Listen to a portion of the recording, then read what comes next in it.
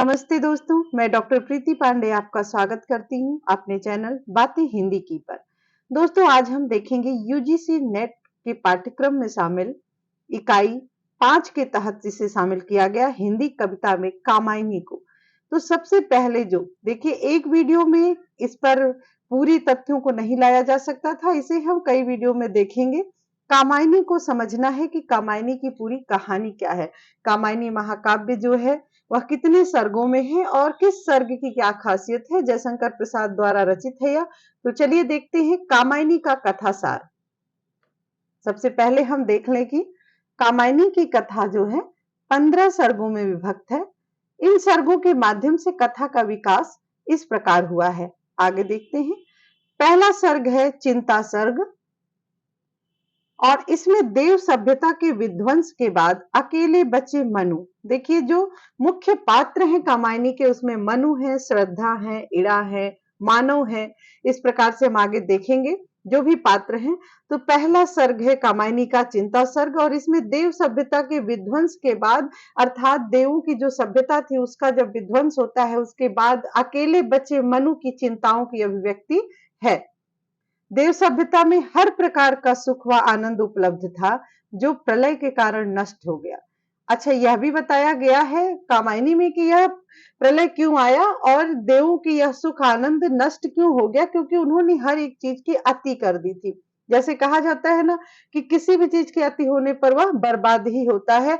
जिस प्रकार से आज हम क्या कर रहे हैं, भौतिकवादिता में इतना ज्यादा बढ़े जा रहे हैं कि हम प्रकृति का हनन कर रहे हैं और इस प्रकार से प्रकृति का कहर जब बरसता है तो कुछ भी नहीं बचता। इसी तरह से देव ने जो अपने भोग विलास में, अपने पूरी तरह आराम तलब जीवन में इस प्रकार से प्रकृति को नजरअंदाज किया था कि प्रकृति का प्रलय जो है वह आता है और देव सभ्यता नष्ट हो जाती है। अतीत की स्मृतियां मनु को बार बार बेचैन करती हैं। चिंता सर्ग की शुरुआत ही उसके दुख से हुई।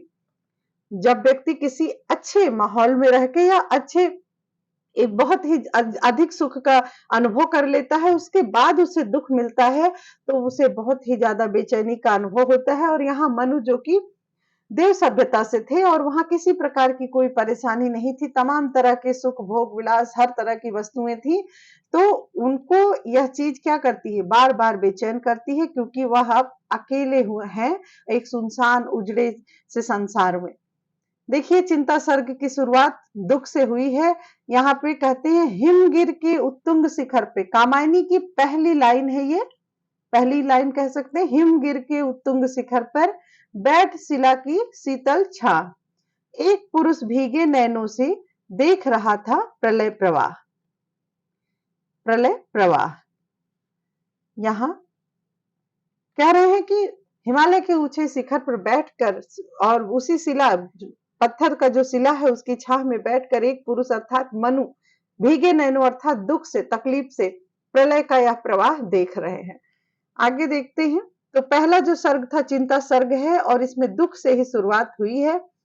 इस सर्ग में मनु की मूल चिंता यही है कि जीवन अत्यंत नश्वर या नाशवान है। अब मनु को यह आभास होता है कि अरे, हम कहाँ खोए हुए थे। हमें तो ऐसा लगता था कि हम अमर हैं, हमारा तो कोई कुछ बिगाड़ ही नहीं सकता, इस प्रकार का जीवन हम जीते आए थे। किंतु यह क्या, एक क्षण में सब कुछ नष्ट हो गया, सारा ऐशो आराम सब कुछ नष्ट हो गया और हम कहां से कहां आकर गिरे। इस प्रकार से उनको यह आभास होता है कि कुछ भी स्थिर नहीं है, अर्थात सब कुछ नश्वर है। निम्नलिखित पंक्ति में जीवन की क्षण भंगुरता का भाव साफ दिखता है। देखिए, यह पंक्ति है, जीवन तेरा क्षुद्र अंश है व्यक्त नील घन माला में, सौदामिनी संधि सा सुंदर क्षण भर रहा उजाला में। आगे देखेंगे। दूसरा जो महत्वपूर्ण सर्ग है वह है आशा सर्ग। आशा सर्ग में, इस सर्ग में सुबह होने के बाद का वर्णन है। वह जो वर्णन था वह एक दिन पहले का था, रात आती है, उसके बाद जो सुबह होती है उसका वर्णन इस सर्ग में किया गया है। और इसकी शुरुआत निम्नलिखित पंक्ति से होती है, उषा सुनहले तीर बरसती जय लक्ष्मी सी उदित हुई। सूर्य के, सुनहले सूर्य के उगने के को लेकर यह सर्ग जो है शुरू होता है, आशा सर्ग। धीरे धीरे बर्फ पिघलने लगती है और मनु की जो निराशा है, देखिए यहाँ की होगा, मनु की निराशा भी खत्म होने लगती है। वे प्रकृति के सौंदर्य पर मोहित होकर सुंदर कल्पनाएं करने लगते हैं। जब मनुष्य बहुत ही दुख तकलीफ में होता है तो कितने दिन कभी ना कभी तो वो उस चीजों से बाहर भी निकलता है, और इस प्रकार से मनु भी क्या हो रहे हैं, अब निराशा से धीरे धीरे बाहर निकल रहे हैं और प्रकृति के सौंदर्य को देख रहे हैं। चारों तरफ जल भरा है, हरे भरे पेड़ खड़े हैं, ये सारी चीजें देखकर वह सुंदर कल्पनाएं करने लगते हैं। और क्या कहते हैं, आह कल्पना का सुंदर वह जगत मधुर कितना होगा। तीसरा महत्वपूर्ण सर्ग है श्रद्धा सर्ग। श्रद्धा जो कि कामायनी के मुख्य पात्र है। यहाँ पे देखिए, यह कामायनी का सबसे महत्वपूर्ण सर्ग माना जाता है। इसकी शुरुआत श्रद्धा के आगमन से होती है, जो कि गंधर्वों के देश की कन्या है। श्रद्धा गंधर्व देश की कन्या है और ललित कलाओं के आकर्षण के कारण हिमालय की ओर आई है। उसे देखते ही मनु को हर्षपूर्ण विस्मय होता है, अर्थात उन्हें देखकर वह पूरी तरह से खुश हो जाते हैं और आश्चर्य में भी आ जाते हैं कि यह कहां से आ गई। एक झटका सा लगा सहर्ष, निरखने लगे लुटे से कौन। इसके बाद श्रद्धा के आंतरिक और बाह्य सौंदर्य का सुंदर चित्रण भी किया गया है। हृदय की अनुकृति, बाह्य उदार, एक लंबी काया उन्मुख। देखिए, यह प्रश्न परीक्षा में पूछा गया है कि यह जो पंक्ति है, यह जो लाइन है, यह किसके लिए प्रयोग में लाई गई है। हृदय की अनुकृत, बाह्य उदार, एक लंबी काया उन्मुक्त। तो एक लंबी काया सुनकर अक्सर लोग मनु को लगा देते हैं, लेकिन यह जो पंक्ति है वो श्रद्धा के बाह्य सौंदर्य को दर्शाता है, तो इसे ध्यान में रखेंगे। इसके बाद श्रद्धा मनु को अपना परिचय देते हुए बताती है कि भरा था मन में नौ उत्साह, सीख लूं ललित कला का ज्ञान। अर्थात मन में उत्साह था कि कुछ ललित कला का भी ज्ञान देखूं। इधर रह गंधर्वों के देश, पिता की हूं प्यारी संतान। इसके बाद के अंश में श्रद्धा मनु के मध्य विस्तृत वार्तालाप होता है, जिसमें श्रद्धा मनु को अपना जीवन दर्शन बताती है, अपने जीवन का दर्शन बताती। देखिए, यहाँ जीवन दर्शन उनका क्या था, जो श्रद्धा का जीवन दर्शन है वह प्रसाद जी का जीवन दर्शन था, अर्थात जो आनंद दर्शन या प्रत्यभिज्ञा दर्शन, जिसका प्रयोग उन्होंने अपने पूरे कामायनी में किया है, उसी दर्शन को बताती हैं। अर्थात आनंद से भरे इस प्रकृति को, इस जगत को बताती हैं, जहां पर कुछ भी मिथ्या नहीं है, कुछ भी क्षणिक नहीं है, कुछ भी नश्वर नहीं है। आगे देखते हैं। वस्तुतः यह वही जीवन दर्शन है जिसे प्रतिभिज्ञा दर्शन या आनंदवाद कहते हैं, और जो प्रसाद की अधिकांश रचनाओं में से उभरता है। श्रद्धा के इस दर्शन को अभिव्यक्त करने वाले प्रमुख कथन इस प्रकार हैं। श्रद्धा कहती है कि कर रही साथ आनंद, महाचित सजग हुई सी व्यक्त, विश्व का की उन्मीलन अभिराम। देखिए, विश्व का उन्मीलन अभिराम होगा यहाँ, विश्व का उन्मीलन अभिराम, इसी में सब होते अनुरक्त।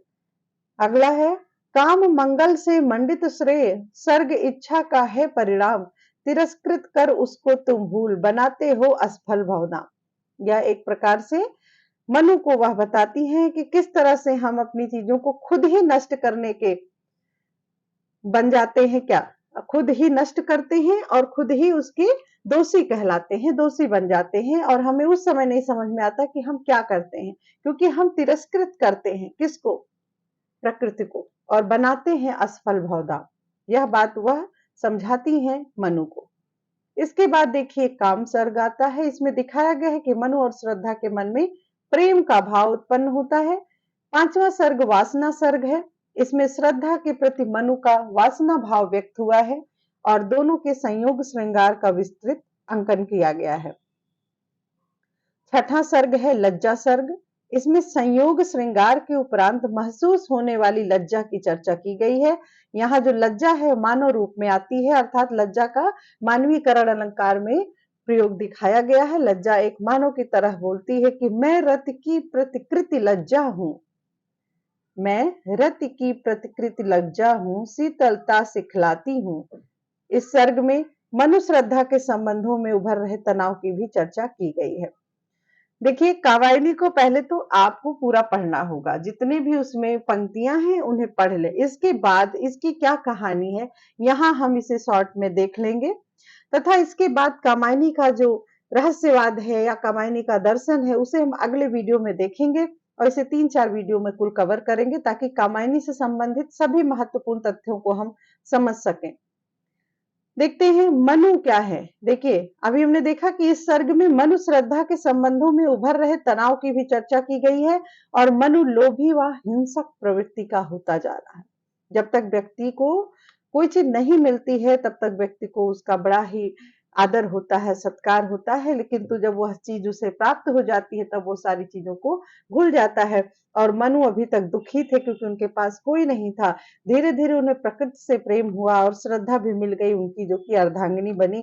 किंतु उसके बाद क्या होता है, मनु के अंदर का जो लोभी व हिंसक प्रवृत्ति है वह जाग रहा है, जो कि श्रद्धा को पसंद नहीं है। लज्जा श्रद्धा को समझाती है।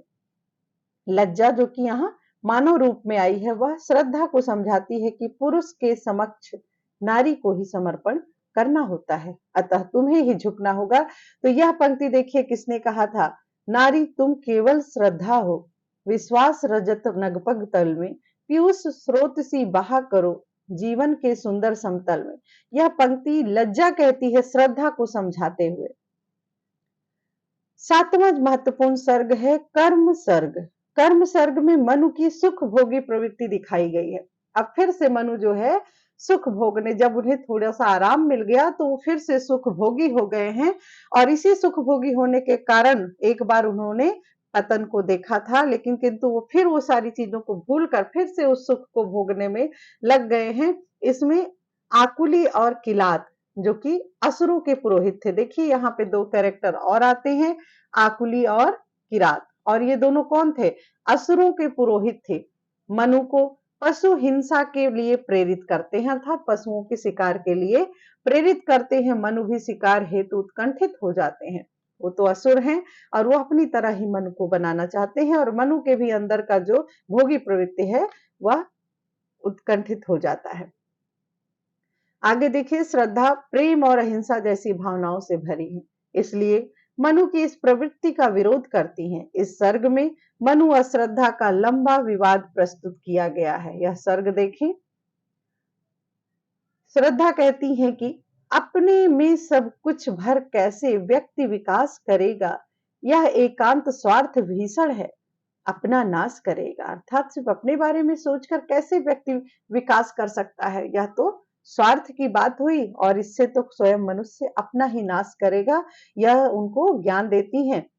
और आगे कहती हैं, औरों को हंसता देखो मनु, हंसो और सुख पाओ, अपने सुख को विस्तृत कर लो, सबको सुखी बनाओ। कहने का तात्पर्य कि शिकार करने से किसी की जान जाती है, पशु की जान जाती है, तो यहाँ श्रद्धा उन्हें कहती कि सभी को खुश देखो, हंसता देखो, किसी को दुख मत पहुंचाओ, इस प्रकार से सभी सुखी होंगे। लेकिन क्या होता है, मनु पर कोई असर नहीं होता है। आगे देखेंगे, ईर्ष्या सर्ग है। ईर्ष्या सर्ग में यह 8वां सर्ग है। इसमें जो है मनु के ईर्ष्या भाव को चित्रित किया गया है। किससे ईर्ष्या होती है मनु को देखते हैं। मनु दिन रात शिकार करने में ही लगा रहता है, और श्रद्धा उसमें परिवर्तन करने की संभावना न देखकर तटस्थ होने लगती है। श्रद्धा अपने सीमित संसाधनों से एक छोटी सी गृहस्थी का निर्माण करती है, किंतु मनु उतने संसाधनों तक सीमित हो जाने को हरगिज तैयार नहीं है। उसे इस बात का भी कष्ट है कि श्रद्धा कुछ पशुओं को अत्यधिक प्रेम करती है, जिसके कारण मनु का महत्व कम हो गया है। इसी ईर्ष्या भाव से भरकर वह कहता है, यह जलन नहीं सह सकता मैं, चाहिए मुझे मेरा ममत। अब देखिए यहाँ कैसा द्वंद्व है। एक तरफ तो जो है मनु श्रद्धा की कोई बात सुनने को तैयार नहीं है, हिंसा कर रहा है, पशुओं का शिकार कर रहा है, भोग विलास की तरफ बढ़ रहा है। ऐसे में श्रद्धा समझाकर जब थक जाती है तो क्या करती है, वह सारे परिवर्तन की संभावना को देखती है कि कोई परिवर्तन अब नहीं हो सकता मनु में, तो वह खुद को तटस्थ कर लेती है, क्योंकि व्यक्ति एक लिमिट तक ही किसी को समझा सकता है, फिर वह रुक जाती है और सोचती है कि ठीक है, इन्हें जिस प्रकार का जीवन सही है वो जिए, लेकिन मैं अपने तरीके से अपना जीवन जीऊंगी। और वह क्या करती है, अपना एक छोटा सा घर भी बनाती है, गृहस्थी का निर्माण भी करती है, लेकिन मनु इसमें संतुष्ट नहीं है। मनु को यह सुख, यह सुकून बर्दाश्त नहीं है, अपितु वह तो बहुत ज्यादा बढ़ बढ़ के कुछ करना चाहता है, अपना साम्राज्य फैलाना चाहता है। इस तरह की चीजों में वह फिर से लिप्त हो रहा है। इस बात से उसे कष्ट भी है कि श्रद्धा जो है वो मुझसे अधिक पशुओं को प्रेम कर रही है। अब श्रद्धा के पास तो कोई और विकल्प नहीं था, वह भी तो अपनी भावनाओं को कहीं ना कहीं व्यक्त करेगी, तो पशु पक्षियों में अपना समय व्यतीत करती है। और उनका जो पुत्र होता है मानव, उस पर भी वह अधिक ध्यान देने लगती है। तो ऐसे में क्या होता है, मनु को ईर्ष्या होने लगती है। कहते हैं कि यह जलन नहीं सह सकता मैं, चाहिए मुझे मेरा ममत्व, इस पंचभूत की काया में मैं रमण करूं बन एक तत्व। मतलब मैं ही रहूं, मैं रहूं हर तरफ, मेरे अलावा कोई ना हो। तो एक तरह का यह क्या है, हम आम शब्दों में कह सकते हैं कि दादागिरी है ना। कि वह मनु जो खुद तो किसी के हिसाब से कुछ नहीं करना चाहते, किंतु वह यह चाहते हैं कि मेरा ही वर्चस्व रहे, मेरे अलावा श्रद्धा किसी पर भी ध्यान ना दे। इसी सर्ग के अंत में मनु श्रद्धा से नाराज होकर उसे छोड़कर चला जाता है। श्रद्धा उसे रोकने का प्रयास करती है, किंतु वह नहीं रुकता। 9वां सर्ग देखेंगे, यह है इड़ा सर्ग। मनु छोड़कर चले जाते हैं श्रद्धा को और लंबी यात्रा तय करते हुए बहुत दूर चले जाते हैं। उन्हें कामदेव भी मिलते हैं, कामदेव उनकी स्मृति में आते हैं या ध्यान में आते हैं और श्रद्धा को छोड़ने के लिए उनकी आलोचना करते हैं, उनको कोसते हैं। कहते हैं कि मनु तुम श्रद्धा को गए भूल। आगे कहते हैं, तुम भूल गए पुरुषत्व मोह में, कुछ सत्ता है नारी की, समरसता है संबंध बनी, अधिकार और अधिकारी की। इस अंक में मनु के भीतर आत्मालोचना का भाव भी दिखाई देता है, जो मुख्यतः निम्नलिखित 2 वाक्यों में व्यक्त हुआ है। देखिए, एक तरफ तो मनु कुछ करना नहीं चाह रहे हैं जिससे श्रद्धा को भी खुशी मिले और वह भी खुशी से रहे, लेकिन वह आत्मालोचना जरूर करते हैं इस प्रकार से जैसे आम व्यक्ति करता है कि अरे मुझसे तो कुछ हो ही नहीं सकता, मैं तो किसी काम का ही नहीं हूं। वह यह नहीं देख रहे कि मैं क्या कर रहा हूं, अपितु केवल अपनी आलोचना भी कर रहे हैं, लेकिन सुधार करने की गुंजाइश नहीं कर रहे हैं। तो यहाँ वह कहते हैं, वन गुहा कुंज मरु अंचल में हूँ खोज रहा अपना विकास। मतलब मैं इधर उधर भटक कर अपने आप को खोज रहा हूँ। लूसा झुलसाता दौड़ रहा, कब मुझसे कोई फूल खिला। मतलब मैं तो लू की तरह हूँ जो कि हमेशा सबको झुलसाता रहता हूँ, मुझसे कोई खुश नहीं हो सकता है, मेरे द्वारा कोई फूल नहीं खिल सकता है। इस प्रकार की जो आत्मालोचना की भाव मनु के अंदर है वह इड़ा सर्ग में दिखाई पड़ती है। और इड़ा सर्ग में ही ध्यान रखेंगे कि कामदेव जो है उनकी स्मृति में आकर यह शब्द, यह पंक्ति कहते हैं, मनु तुम श्रद्धा को गए भूल। और आगे यह भी कहते हैं, तुम भूल गए पुरुषत्व मोह में, कुछ सत्ता है नारी की। देखिए, एक एक लाइन को ध्यान रखेंगे दोस्तों, क्योंकि कोई भी पंक्ति देकर यह भी पूछ सकता है कि यह किसने किससे कहा था। आगे वह लंबी यात्रा करके सारस्वत नगर के पास पहुंचता है तो उसकी भेंट इड़ा से होती है।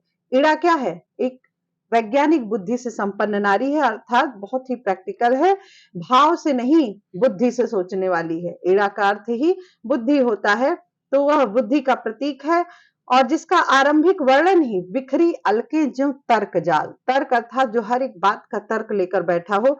तो यहाँ जो इड़ा का वर्णन किया गया है, शुरुआत यहाँ से किया गया है कि बिखरी अलके जो तर्क जाल। तो किसका परिचय दिया गया है, ध्यान रखेंगे, यहाँ पर इस पंक्ति से इड़ा का परिचय दिया गया है। इसके बाद इड़ा मनु को प्रेरित करती है कि वह भी बुद्धि पथ पर चले, अर्थात भावों को छोड़ो, प्रकृति को छोड़ो, बुद्धि का इस्तेमाल करो, जैसा कि आज का मनुष्य कर रहा है। और उसे नहीं डर लग रहा कि आगे आने वाले समय में हमारी जो पीढ़ी होगी वह किस किस तरह की परेशानी को झेलेगी। आज सभी लोग पेड़ पौधों को, प्रकृति को नजरअंदाज करके केवल अपनी सुख सुविधा के बारे में सोच रहे हैं। तो यहाँ इड़ा वही बुद्धि है और मनु को कहती है कि प्रकृति के संसाधनों को छोड़ दो, भौतिक विकास की साधना करें। जो बुद्धि कहे उसको न मानकर फिर नर किसकी शरण जाए। यह बात इड़ा कहती है मनु से कि जो बुद्धि कहे उसको न मानकर फिर नर किसकी शरण जाए, यह प्रकृति परम रमणीय अखिल ऐश्वर्य भरी शोधक विहीन। तो दोस्तों आज हमने देखा कुल 9 सर्गों को। अगले जो सर्ग हैं, 8 सर्ग और हैं हमारे, उनको हम देखेंगे। कुल 15 सर्ग हैं, 6 सर्ग और बचे हैं। तो हम 6 सर्गों को अगले वीडियो में अच्छे से देखेंगे। तब तक के लिए धन्यवाद।